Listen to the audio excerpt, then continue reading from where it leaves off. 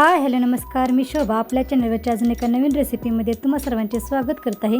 आणि आज आपण हिरव्या मुगाचे लाडू तयार केलेले आहेत, ते आज आपण बघत आहे. हिरव्या मुगाचे लाडू तयार करण्यासाठी आपण 2 वाटी या ठिकाणी हिरवे मूग आहेत ते घेतलेले आहेत. तर मूग आपण पहिल्यांदा स्वच्छ पाणी घेऊन 2-3 वेळा पाणी घेऊन धुवून घेणार आहे.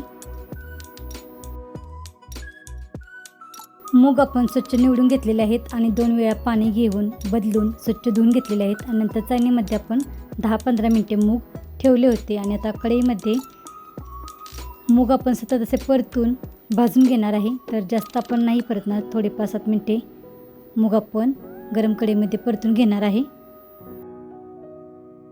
मूग आपण धुवून घेतलेले आहे, त्यामुळे मोठ्या गॅसच्या आचेवरती सतत असे परतून मूग आपण भाजून घेणार आहे. 5-7 मिनिटे आपण गरम कढईमध्ये मूग आहेत ते भाजून घेतलेले आहेत. ड्रायफ्रूट्स आपण आपल्या आवडीनुसार घालायचे आहेत. यामध्ये मी 10-12 काजू आणि बदाम घेतलेले आहेत, त्यांचे मी तुकडे करून घेत आहे. गरम कढईमध्ये 2-3 चमचे साजूक तूप आपण घालत आहे. तुपामध्ये आपण पहिल्यांदा 2 चमचे डिंक तळून घेणार आहे. जर तुम्हाला या लाडूमध्ये अजून डिंक वापरायचं असेल तर तुम्ही अजून यामध्ये डिंक तळून घेऊ शकता, पण मी या ठिकाणी 2 चमचे डिंक घेतलेला आहे. तर डिंक पहिल्यांदा आपण तुपामध्ये तळून घेत आहे. आणि असा छानपैकी डिंक फुलल्यानंतर तो आपण तळून झाल्यानंतर काढून घेणार आहे.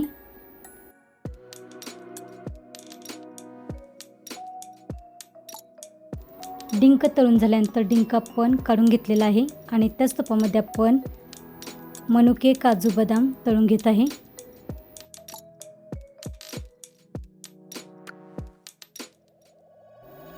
काजू, बदाम आणि मनुकेही तळून झाल्यानंतर तेही आपण काढून घेत आहे.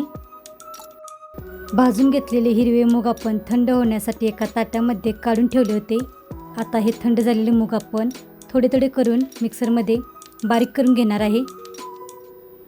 तर मिक्सरच्या भांड्याच्या 2 बॅचमध्ये मी हे थोडे थोडे हिरवे मूग आहेत ते बारीक करून घेतलेले आहेत. तर जास्त पण बारीक आपल्याला पीठ तयार करायचे नाही आहे, तर ज्या पद्धतीने रवा असतो त्या पद्धतीने आपल्याला बारीक करून घ्यायचे आहे. तर अशा पद्धतीने भाजून घेतलेले हिरवे मूग आपण मिक्सरच्या भांड्यामध्ये घेऊन बारीक करून घेतलेले आहे. काजू, बदाम आणि मनुके आपण तळून घेतलेले, त्याच तुपामध्ये आपण भाजून घेतलेले हिरवे मूग आहेत तेही आपण परत एकदा भाजून घेत आहे. तर ज्या पद्धतीने आपण बेसनचे पीठ भाजून घेतो बेसनचे लाडू तयार करताना, त्याच पद्धतीने आपण हिरवे मूग आहेत तेही आपण भाजून घेणार आहे. तर यासाठी आपण साजूक तूप घालत आहे. 3-4 चमचे साजूक तूप घातलेले आहे. तूप घालून आपण हिरवे मूग आहेत तेही आपण परतून चांगले भाजून घेणार आहे. ज्या पद्धतीने आपण बेसनचे लाडू तयार करताना बारीक गॅसवरती तूप घालून बेसनचे पीठ भाजून घेतो, त्याच पद्धतीने आपल्याला थोडे थोडे तूप घालून आपल्याला बारीक गॅसवरती मुगाचे हे पीठ आहे तेही भाजून घ्यायचे आहे.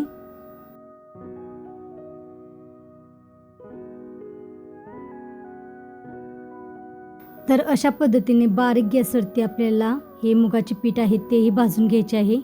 2 वाटी हिरव्या मुगासाठी आपण 1 ते 1 वाटी साजूक तूप वापरलेले आहे. तर पहिल्यांदा आपण काजू, बदाम, मनुके तळून घेतले आणि आता थोडे थोडे करून आपण हिरवे मुगाचे पीठ आहे तेही भाजून घेत आहे. बारीक गॅसवरती छानपैकी असा वास सुटेपर्यंत पीठ आहे ते आपल्याला भाजून घ्यायचे आहे. पीठ भाजून झाल्यानंतर गॅस आपण बंद केलेला आहे. तळून घेतलेला डिंक आणि काजू, बदाम आणि मनुके हे आपण मिक्सरला बारीक करून घेणार आहे. आणि बारीक करून घेतलेले हे आपण हिरव्या मुगाच्या पिठामध्ये एकत्र मिक्स करून घेणार आहे. यामध्ये आपण 1 ते 2 चमचे वेलची पावडर टाकत आहे. 2 वाटी हिरव्या मुगासाठी आपण 1 वाटी गूळ वापरलेला आहे. तर 1 वाटी गूळ आपण किसून घेतलेला आहे. किसून घेतलेला गूळ आपण यामध्ये घालून एकत्र परतून घेत आहे. तर गॅस आपण बंद केलेला आहे. ज्या वेळेला आपले हिरवे मूग भाजून झाले होते त्यावेळेलाच आपण गॅस आहे तो बंद केलेला, पण हिरव्या मुगाचे पीठ आहे ते अजून गरमच आहे. यामध्ये आपण गूळ घालून तोही चांगला परतून एकत्र मिक्स करून घेत आहे. गूळ चांगला एकत्र मिक्स करून झाल्यानंतर आपल्याला थोडेसे थंड करून घ्यायचे आहे आणि नंतर आपल्याला लाडू बांधून घ्यायचे आहेत. तर पीठ अजून गरमच आहे, पण मी थोडे थोडे घेऊन लाडू बांधून घेत आहे. तर अशा पद्धतीने आपल्याला छोटे मोठे ज्या पद्धतीने आपल्याला लाडू हवे असतील त्या पद्धतीने आपल्याला लाडू बांधून घ्यायचे आहेत. तर अशा पद्धतीने आपण सर्व लाडू बांधून घेणार आहे. आणि अशा पद्धतीने हे 15-1 लाडू तयार झालेले आहेत.